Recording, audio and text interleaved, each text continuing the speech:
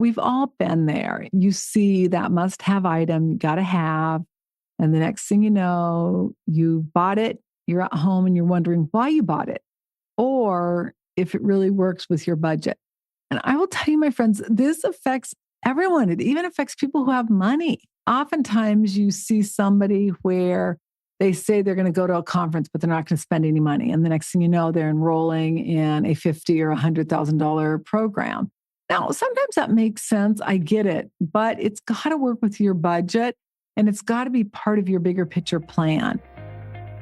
Hi, I'm Annette Bau, host of the Wealth Inside and Out podcast and founder of the Millionaire Insider. My mission is to help you simplify the money game so you can create a financially secure and fulfilled life without having to have a PhD or spend countless hours on your finances. You're going to learn how to think like a millionaire, stop worrying about money and wondering if your financial house is truly in order, and instead spend your time doing what you love. With over 3 decades advising 7, 8, and even 9-figure millionaires, and now joining that elite group, I'm in a unique position to help you make the best financial choices so you can create a secure financial future and retirement you love. This is the Wealth Inside and Out podcast. If you have not taken your financial checkup, I encourage you to go to themillionaireinsider.com/FC. The financial checkup just is going to give you a snapshot of where you are and, more importantly, what you need to do to secure your financial future, especially your retirement. It's similar to a medical checkup. You go there just to make sure everything's on track, that you're going to be okay, that there's no surprises, or that you need to maybe tweak something and you want to do that before it becomes an emergency, right? That's what the financial checkup does. So again, you can go to themillionaireinsider.com/FC. For today's show notes, you can go to themillionaireinsider.com/83. All materials and intellectual property are copywritten by themillionaireseries.com. The information is for educational purposes only. It is not intended to replace any advisor or specialist or to provide any investment, financial, tax, retirement, planning, or healthcare advice. If you want to know how to avoid the habits, these dopamine loop habits that cause so much havoc in people's lives, you're going to love today's episode. So let's dive in. We've all been there. You see that must-have item you got to have, and the next thing you know, you bought it, you're at home and you're wondering why you bought it or if it really works with your budget. And I will tell you, my friends, this affects everyone. It even affects people who have money. Oftentimes you see somebody where they say they're going to go to a conference, but they're not going to spend any money. And the next thing you know, they're enrolling in a $50,000 or $100,000 program. Now, sometimes that makes sense. I get it, but it's got to work with your budget and it's got to be part of your bigger picture plan. We all have activities and actions that give us a dopamine hit. You know, that friendly chemical that you love, like when you have a cup of coffee. For many people, for me, it's a cup of decaf, whatever it is. Let's review some typical dopamine hits. Eating food, especially our favorite food, earning money or spending money, sex, drinking, gambling, scrolling on social media, getting likes on social media, hiking, walking, running, exercising, lifting weights, yoga, meditation, chants. Now, I just want to comment, I do not get a dopamine hit when I am exercising, when I am lifting weights. When I'm hiking, yes, but not lifting weights. I get the dopamine hit afterwards where I feel so good. And I'm like, yes, I can do this. I am strong, stronger than I've been ever in my entire life. Regardless of what action it is, our brains are wired for this happy chemical. That is how the dopamine loop is formed. We get it, we like it, we want more of it. And some of the activities, some of the habits, some of the behaviors are good and other ones can wreak havoc. The secret is to find the actions that are healthier and that support us in achieving our goal. As long as the activity you're doing is moving you forward, that's fine. Let me give you an example. Let's say you want to secure your financial future and your retirement. Well, are you overspending? Because that would not be getting you there. Or are you getting your dopamine hit from things like yoga or hiking or chants, maybe even working out that don't cost a lot of money? Or maybe your goal is to weigh your ideal weight. So are you avoiding sugar and alcohol and instead spending your time working out, exercising, and eating good foods? See, the key is the fact that we're doing the things that are going to allow us to achieve our goal. Insanity is when we want to lose weight and then we're eating all the kinds of foods we shouldn't, or we're overeating. A lot of us, myself included, I was a complete emotional eater. Now, I've never really been overweight, so it hasn't been like a major problem, but it was something that I wouldn't even be hungry and I'd be eating. Or if I got stressed, I'd go eat. And now that I've trained my brain, I'm good. I mean, it's 5:22. I haven't eaten since this morning. I'm fine. I'll eat. I'm eating salmon tonight with vegetables. It's being made right now as I'm doing my podcast. The key is just making those better choices. And I eat twice a day. And as I share, I'm not hungry. Like I feel great. What I find is when I get stressed or I get overwhelmed or I'm not getting enough sleep, I find myself, I'll just unconsciously eat. So again, we all got to figure out what it is. For some people, it's sex. For some people, it's gambling. For some people, it's overspending. But that dopamine loop can be really dangerous if we're not paying attention. So let's just talk for 1 minute about dopamine. It was discovered in 1958 by Arvid Carlson and Nix Aki Hillarp.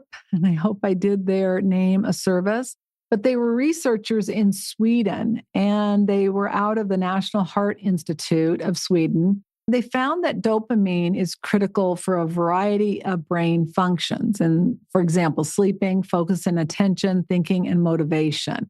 It's the pleasure-seeking brain chemical. So there are some real benefits to it. It was thought to be central to the brain's pleasure systems. The belief was that it was made for us to feel enjoyment and motivation in things like eating, sex, really even like drug use, a lot of things. It can be good things and not so good things. It can be exercising. It can be, as I said, eating, but eating your favorite food or even hanging with your favorite friends.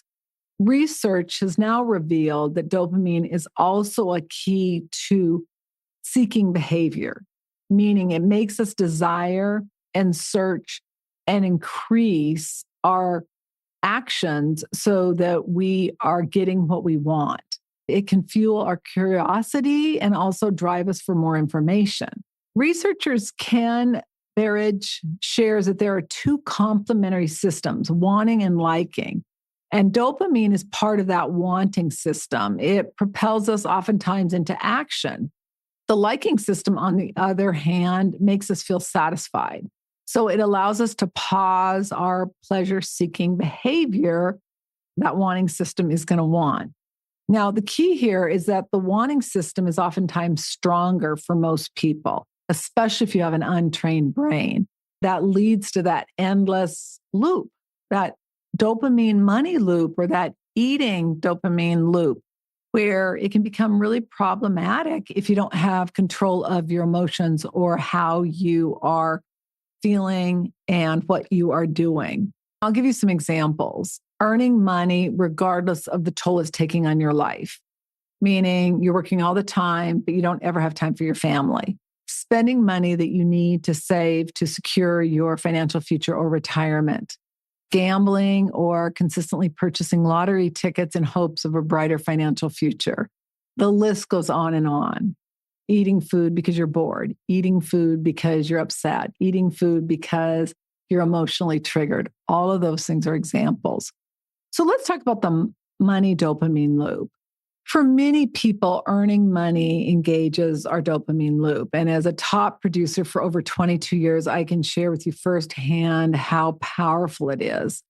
Most companies have a reward program where the top producers get trips, rewards, and in front of peers, we are given all these accolades. The rewards are extremely high. One top producer meeting I went to, flew over to Europe, stayed in a $2,000 a night penthouse and received all these gifts. The company's president introduced us and told everyone how amazing we were. And I remember how people treated me so differently that year than the year before. Granted, it was a big deal. It was like in the top of the company, the top, we were like 5 of us that were in the top of the company. For many, what ends up happening is that's their gauge. And I think, especially in the financial services, that can be really dangerous because if you're doing things to earn more money versus doing things to really help clients, that's a problem. Meaning, I'd rather make less money and know I'm doing right by my clients and know that I can sleep at night and I feel really good about it versus, oh, I made a ton of money so I can go on all these trips and be on stage.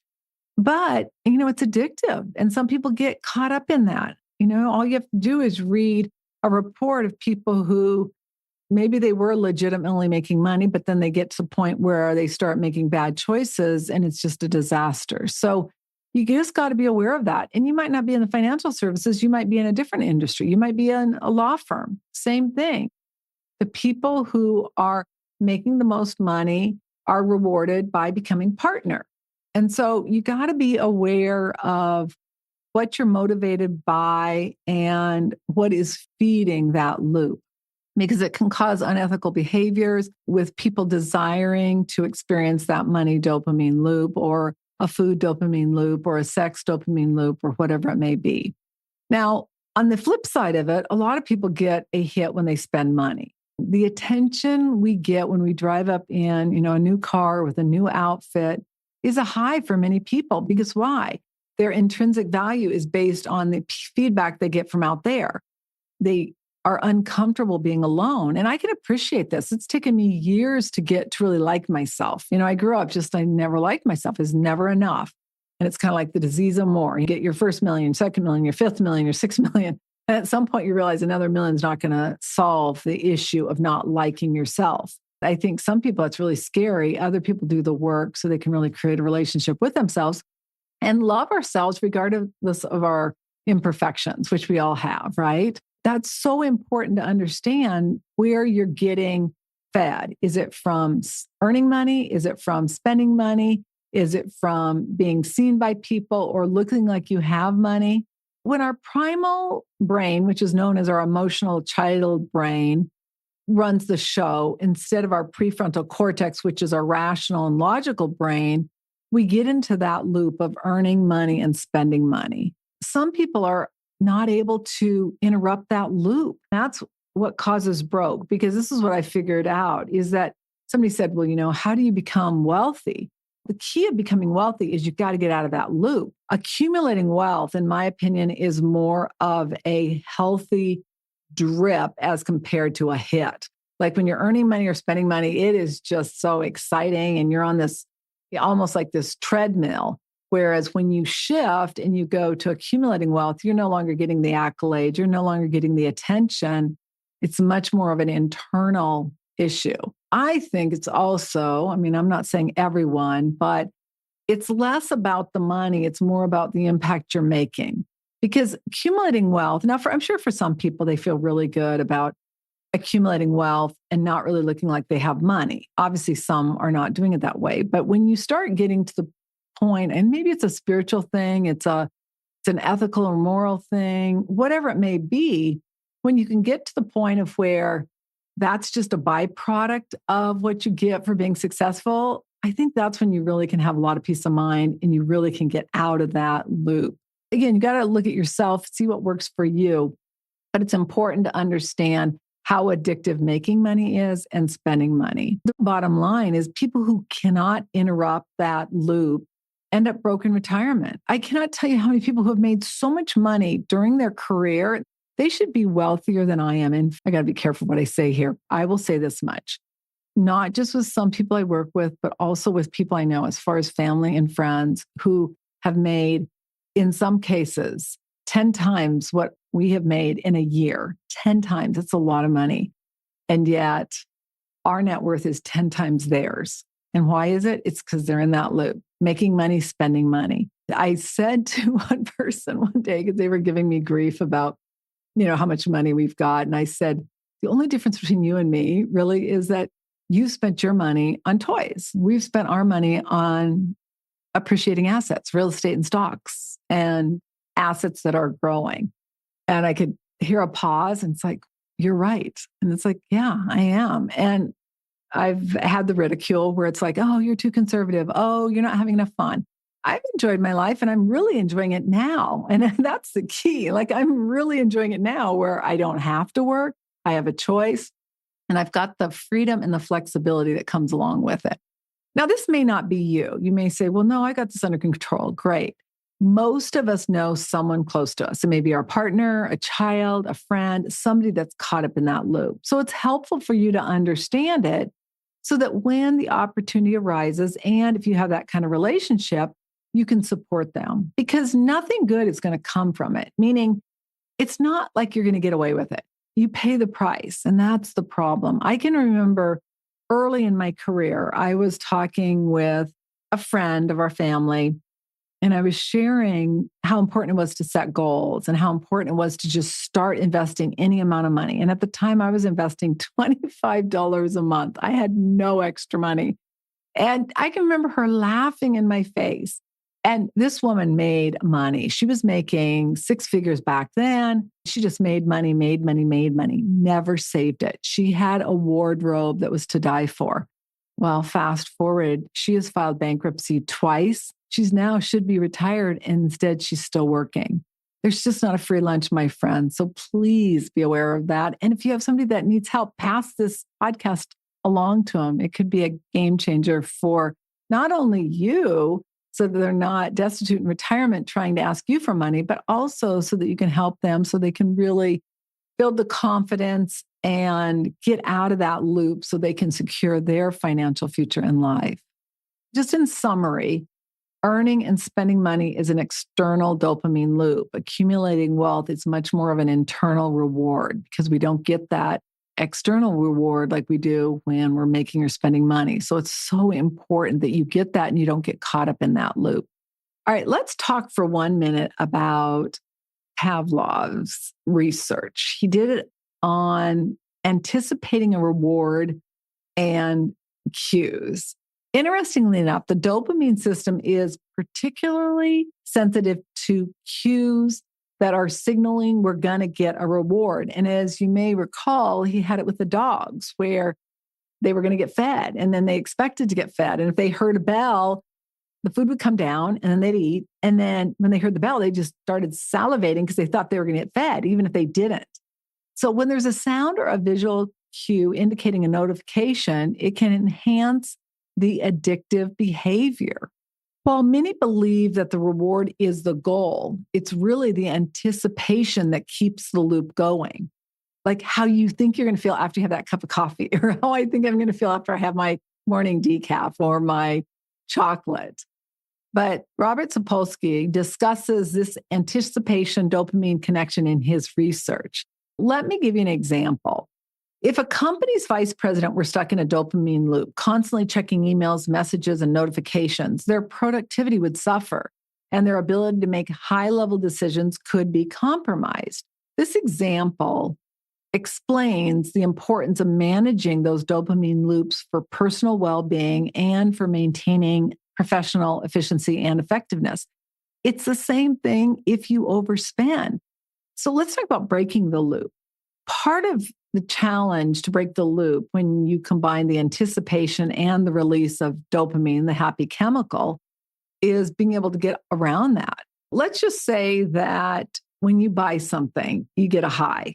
You see something you love, you go buy it with your credit card, and you feel that high. Now, you haven't even bought it, but you see something you really want, and immediately your body's going to go into that loop of that feeling you get when you purchase it. Because with credit cards, it's so easy. Before you know it, you just got that credit card out and you do it. It becomes a habit and then it becomes hardwired and it can become really hard to break. One strategy they have found very effective is a counter movement. An example would be where you do something with your body. You can either visualize like something's right here and then far away, or something like that, where you're breaking that thought process of focusing in on how you're going to feel when you get this new purse or these new glasses or this new ring or whatever it may be.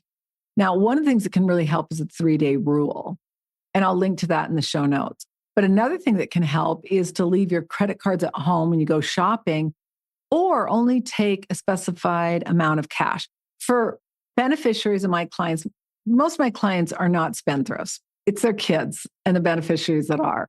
And I've worked with several of them, but one of the things that we've done very powerfully is when they go to buy something, they know what they're going to go buy. So they have a list of it. and then they only take cash. Hard to overspend when you only have cash. And I share with you, when I went shopping one time with cash, I've never been so stressed in my entire life. The woman's like, "Are you okay?" I'm like, "Do I look okay?" I had $200 and I think I spent 198. I was stressed. I'm like, this is not fun, but it made me stick to my budget. And I guarantee you, if I ever was in a situation where I had to be worried about how much I'm paying for groceries, that is super powerful.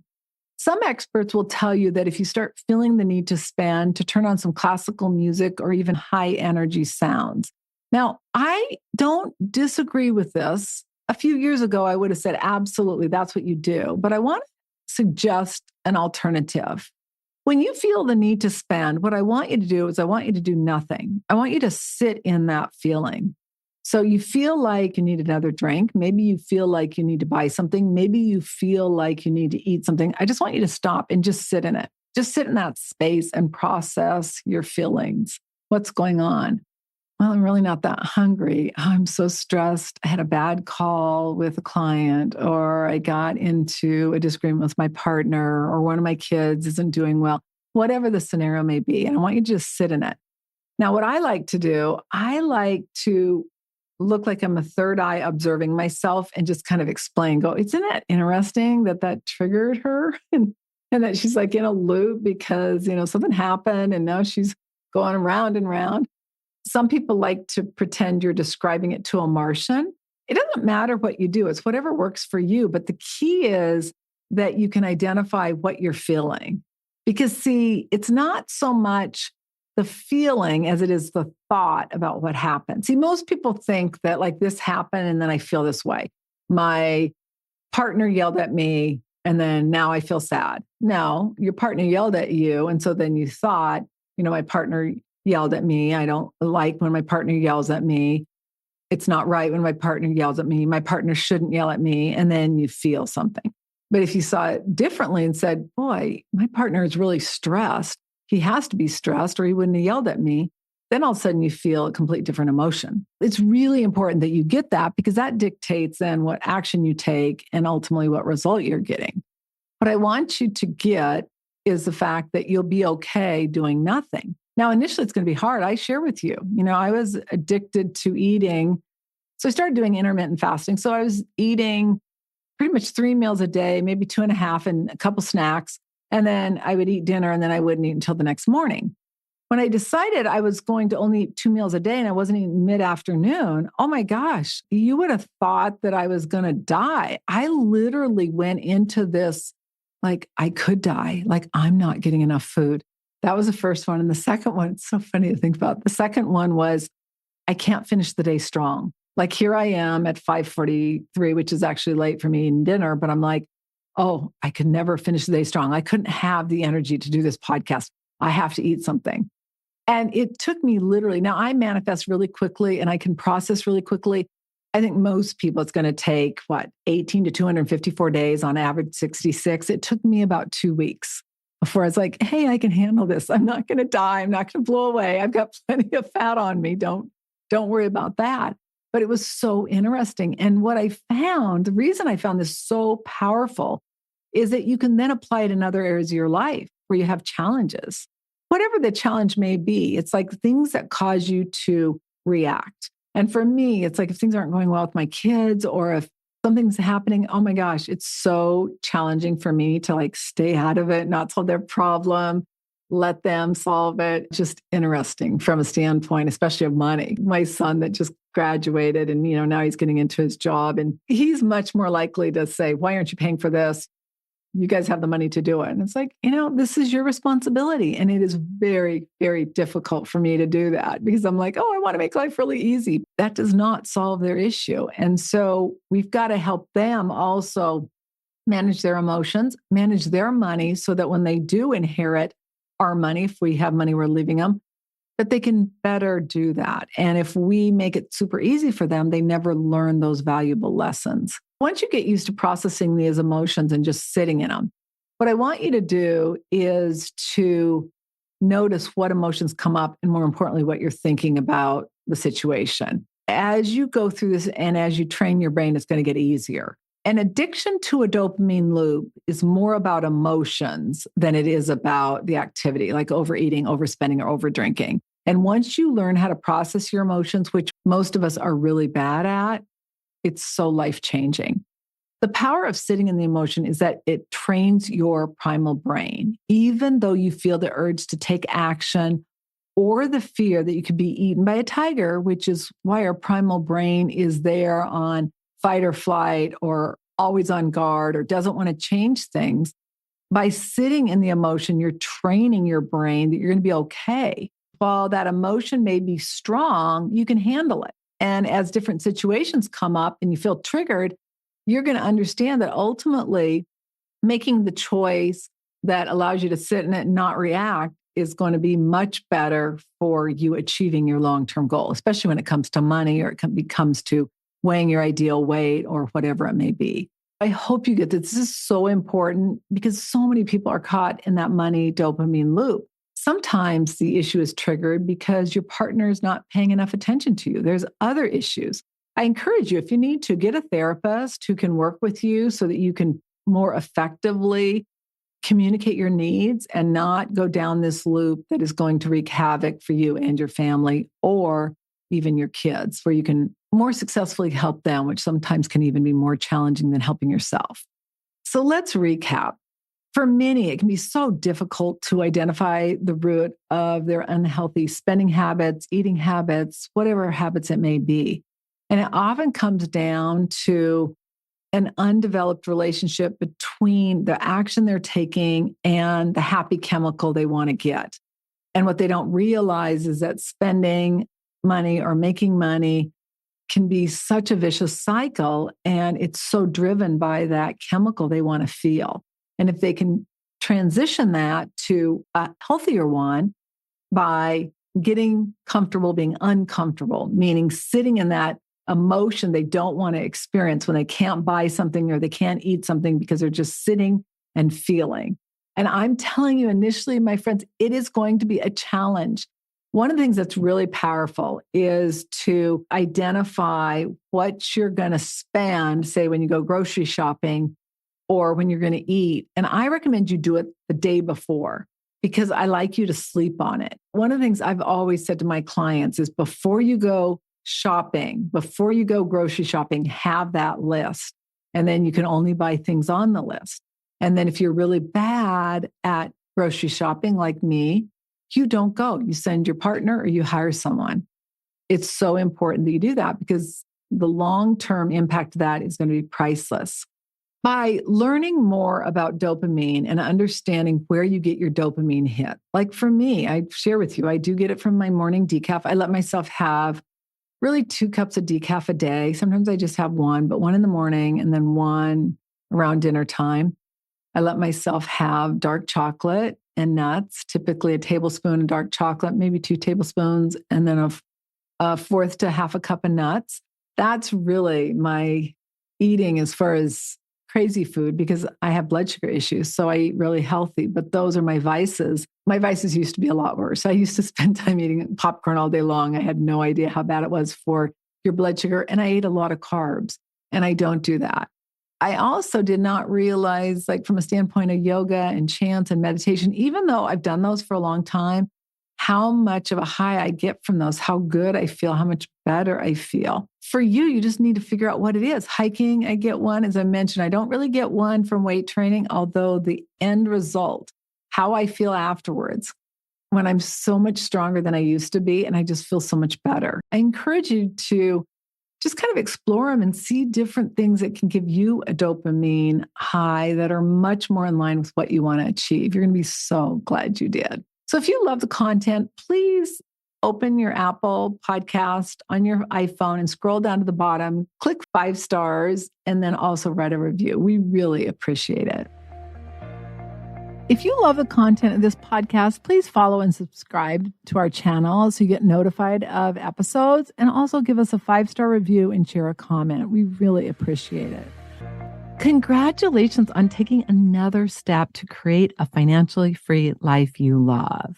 If you're not sure about your financial future or that it's in order, or you are ready to stop worrying about money or possibly the fear of becoming a bag lady, ending up broke in retirement, or you simply are ready to know your financial house is in order so that you can have a bright financial future, please go to themillionaireinsider.com/NSF. And that doesn't stand for non-sufficient funds. It stands for next step finance. It's the next best step of what you need to do so you can avoid an NSF notice in your future. Again, themillionaireinsider.com/NSF. The number of women who were not broke or poor while working or married is staggering. The entire mission of the Wealth Inside and Out podcast is to ensure you have the information for you, your family, your friends, anyone who's willing to listen to it and apply it so that you can create a financially free life you love. Again, themillionaireinsider.com/NSF. Until our next episode, take one action that will help you create a financially free life you love. I'm Annette Ba'u, your host. All international copyrights are reserved. Bye for now.